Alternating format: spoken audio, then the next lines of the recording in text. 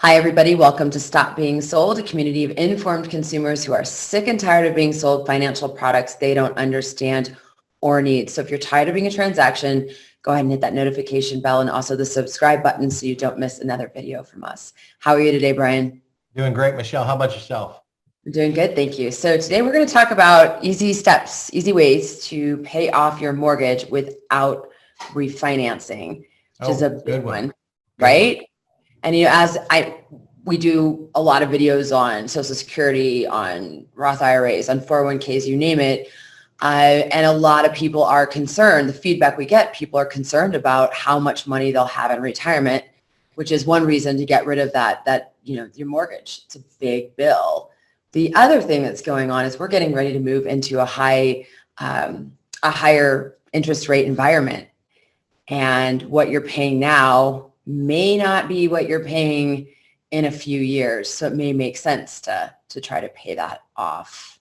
Yeah, you're exactly right. Michelle, in my 23 years as a financial advisor, consumers, it's one of the biggest questions I get is, as I move near retirement, does it make sense to either cash out my 401k, do this, do whatever to pay off my mortgage because I want to go into retirement debt free? Right. A lot of them don't have pensions, so they only have their Social Security income coming in. So 2 Social Security incomes, no pension, and just their assets to live off of. Well, they don't want that big bill every single month. Right. So Absolutely. this is a good way to do this without refinancing. I'm glad you mentioned that. So let me just ask you this. What's wrong? I mean, people can do it with refinancing, sure. but what's the benefit of doing it without refinancing? Let's start there, and then I want to get into the steps. Yeah. Okay. So let's take the refinancing side of it. We've been in a low interest rate environment for going on. It's a long time. Okay. 7, 8 years now, but the lowest in history. But now, as we start moving out of this environment, as the Fed starts raising interest rates in 2022, which is what we're hearing out there, we could be moving. So if you bought your home in the last 2 years, your interest rate could be lower than what it may be at the end of next year after the Fed starts raising interest rates. So again, why would you want to refinance and lower the payment by $100 maybe, but take on maybe 8,000 to 10,000 in closing cost fees and everything that gets added to your principal just to save $100? It kind of doesn't make sense to me. When we can use some of these strategies today and start just paying down that debt and get rid of it. So, okay. So how many strategies do you have? I got 7 that we could go over without refinancing. 7 ways to pay down your mortgage early before you get to retirement. So, all right. So let's start with step 1. What is it? Simplest one, Michelle, is to make extra mortgage payments. If you've got the extra funds. And why, somebody will say, well, if I had the extra money, I wouldn't be doing this. I'd be doing something else with it. But what's happened, Michelle, over the last 24 months, 2020 and 2021, savings rate have exploded to records that we've never seen before. So this is an opportunity for you to start making an extra payment. You can make one extra payment a year. Or maybe an extra payment a quarter. Do you know how much of a difference that would make? So, do the math. If you paid one extra payment every year for 12 years, you've just shaved a lot off. It's a lot. 10 to 11 years off a 30-year mortgage. Yeah. That's a big chunk. All right. So making it either once a year, an extra payment. Yeah. Just double up. Or try for quarterly. And quarterly, Michelle, let's say you had picked up a home in the last 2 years. And you took out a 30-year mortgage. And now, because of savings rates, your wages have went up. Wages have risen dramatically. So you got 2 big benefits. Savings rates are higher and your wages are higher. Today's the opportunity to pay that down. If you could pay an extra payment per quarter. Do you realize you can knock off right around roughly 19 years off your mortgage? 19 years. And that's just by making tiny little steps, doing tiny little steps today. Right. And next month, and next, or whenever, just continually. Okay. That's a good one. All right. So what's a strategy, or we'll just call them steps. What's step number 2? Step number 2. Okay. So let's say your mortgage payment is $1,249.75. Instead of making that on a draft out of your bank account every month, set it up for $1,300 a month.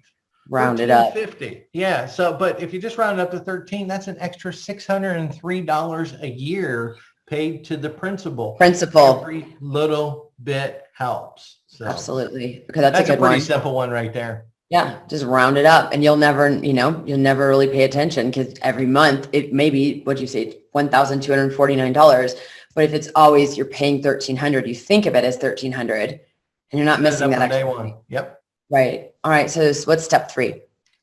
This one we've seen it quite recently, and over the last 8-10 years, you see a lot of people making bi-weekly payments.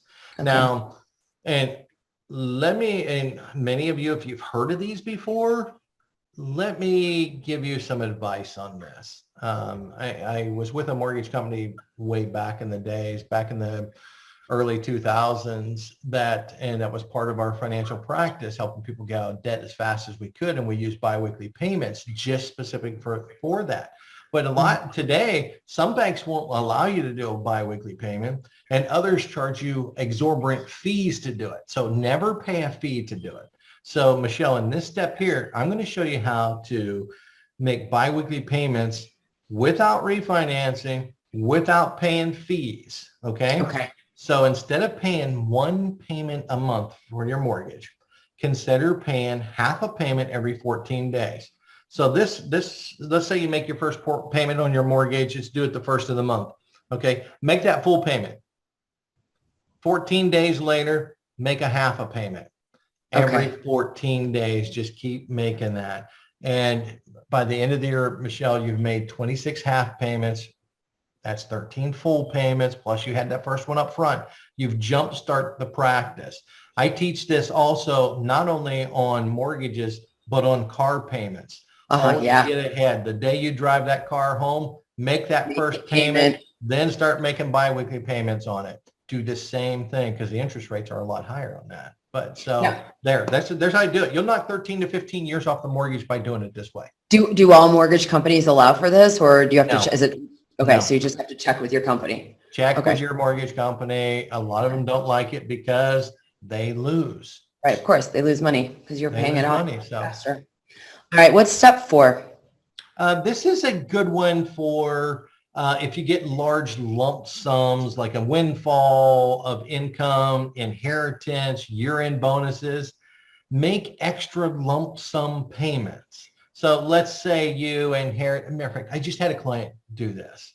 And not only did they add more to their principal, but they had inherited some money from their mother. And when mom had passed away, and, one of the things was they had already paid the taxes on it. So it was just like sitting in the savings account. Mm-hmm. And so the option was, do I invest this money, or do I pay off, I think it was like $49,000, and pay the house off completely?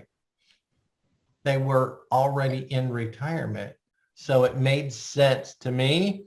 Said, look, with this low interest rate environment, market's at a peak right now. Yes, we can go higher, but why take that risk? Go ahead and pay off the mortgage. And next week, you'll wake up Monday morning knowing with that feeling that feels like I have no debt. This is exciting. So absolutely. Absolutely. And the other thing too about unexpected windfalls, tax refunds too. Yes, tax refunds, same thing. That's another one. I mean, if you get a big one, even if you don't get a big one, some people get large ones, some people get $300 back, but as you've just shown us, $300 can make a big difference, especially it's coming off the principal. Right. And think about this, Michelle. Coming up for this tax season coming up right now, those of you that were receiving the child tax credit on a monthly basis, the $300 and $250 per child, depending on their age, well, the second half of that gets dropped into a lump sum in your tax return February and March of next year. Yeah. That's a huge opportunity that you weren't used to that money. Drop it on that mortgage. Pay off your car. Do something, but do something with that money to benefit you in the long term. So good. What's step 5? Again, this is you. This is you as a person making it a priority that your mortgage payments come first. Mm-hmm. Where are you spending your money at today? The extra money, the Starbucks. Do you realize $6 a day at Starbucks, 5 days a week, 4 weeks a month is an extra $120. If you got a $1,200 mortgage payment, Michelle, you can actually take that Starbucks every day and make that one extra payment a year by just putting that money to your mortgage. Right. And the same applies, for me. I used to have a gummy bear addiction, and I would go to just walk into a gas station when I was getting gas, whatever. I know. And I would pick up a gummy bear thing, just gummy bear. And when I stopped, I decided for every time I wanted to buy a gummy bear, I was spending almost $20 a month on gummy bears. That's a lot of gummy bears. I know. I mean, it was a true. People laugh at me, but I was actually addicted to gummy bears, and also all the sugars and goodness what was in it. But here's the point: is that you couple that, you add that to the Starbucks, or you add that to the soda you pick up, or whatever it is, and these little things. It's not don't treat yourself. That's not what this is about. But this is about making something else a priority, and then if there's something left, use it. You will feel so much better.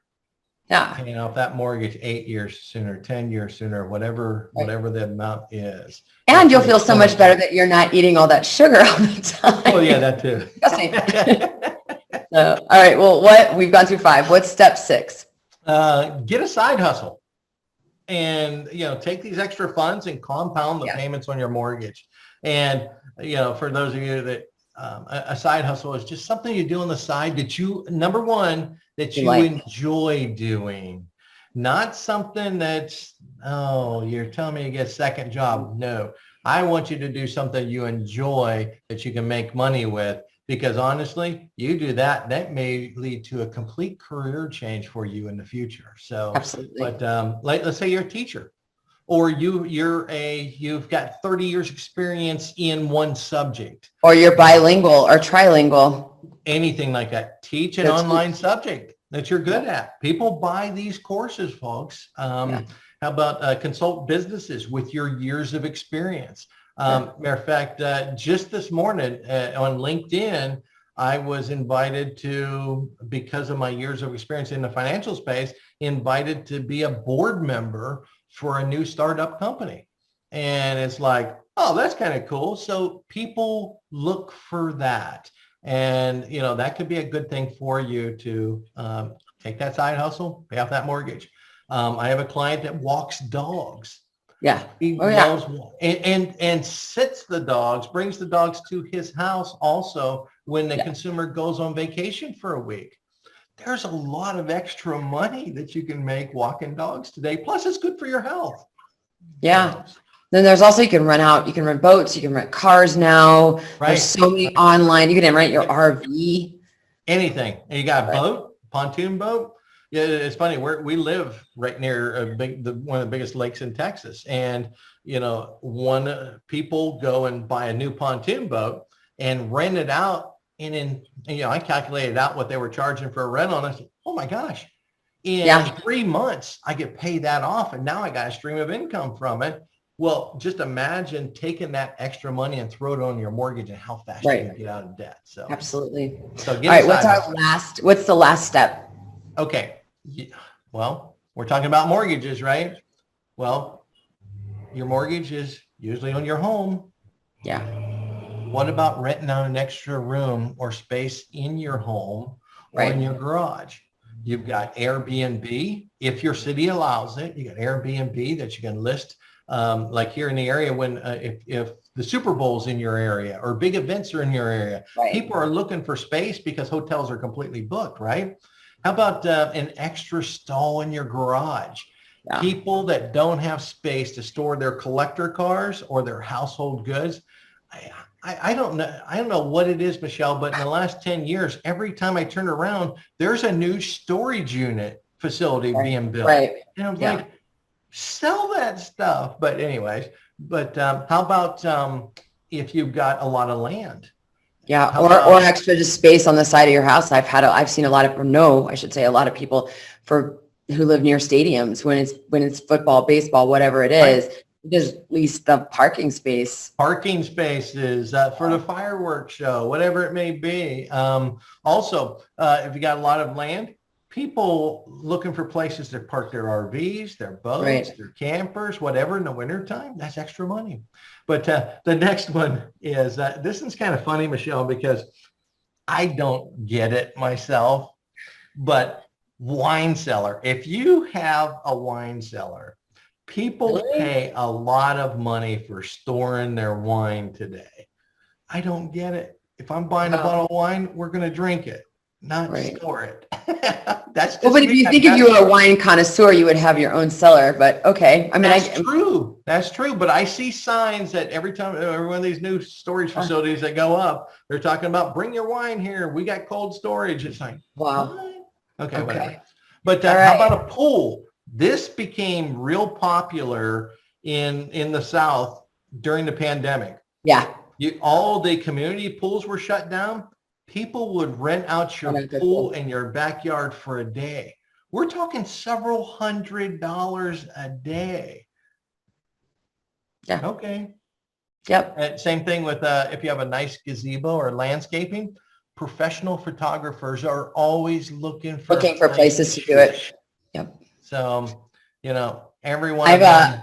There's a friend I have that has a beautiful, beautiful home he just built, and Mercedes I think it was Mercedes leased it for an actual commercial. I'm like, that's money. Yeah. He's not just renting it to some photographer. But anyway, it happens all the time. Absolutely. All right. So these 7 steps, this is great. All of them none of them require refinancing.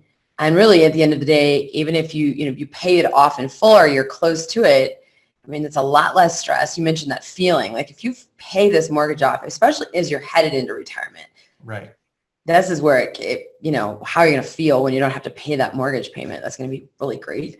And, we don't know what the future is going to predict with interest rates. We don't know what the future is going to predict with taxes, with cost of living. I mean, well, we know that's going up, and we know healthcare is going up. There's some things we know that are just going to continue to rise. The question is how fast. So these are really fantastic steps. Thank you. Appreciate it. You're very welcome. Just think of that stress being gone. Right. And then imagine planning whatever your house payment was on a monthly basis. What are you going to do with it? What are you going to do with it each month? Where are you going to go? You're going to visit places. You're going to travel with it. And you're going back to enjoying life again. So. Absolutely. Awesome. Well, if you liked the content of this video, please give us the thumbs up, hit that like button. We'd appreciate it. And also don't forget to subscribe so you never miss another video from us. Thanks everybody for watching. And thank you, Brian. Thanks everyone.